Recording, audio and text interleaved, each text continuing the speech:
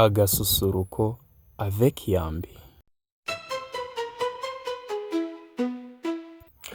Ibihe byiza kuri wowe uteze amatwi y'iki kiganiro agasusuruko avec Yambi.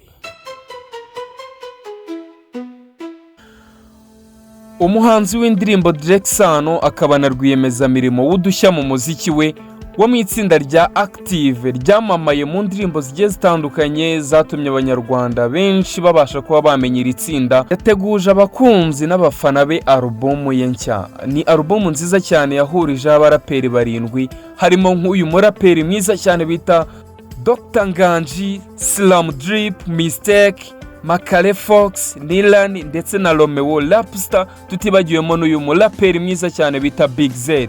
Uyu muhanzi Drake Sano mu kiganiro yagiranye n'itangazamakuru inyarwanda.com avuga ko buri muhanzi yitabaje kuri iyi alubumu ye nshya yashingiye cyane ku mibanire ye nawe no kuba baragiye bahurira muri studio kenshi cyane gashoboka.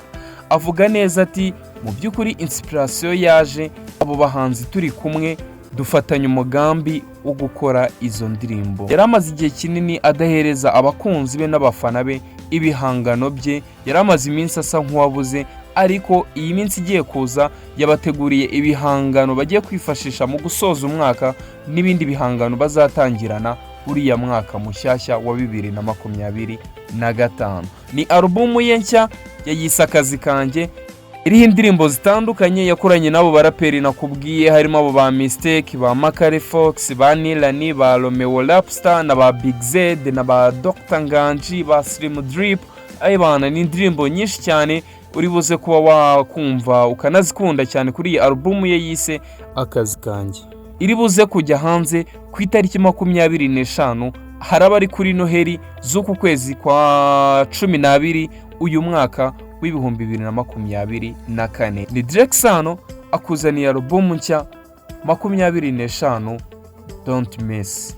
Wakoze mu makuru y'imyidagaduro twabanyemo Dinore mu mfura Silent Fire at your mind na Billion African Black Dreamer Boy Yambi Joy Speaker Boy Alone to make a load of Tokalas Gymnos Pamafita Antagonist Yambi Santi Angel.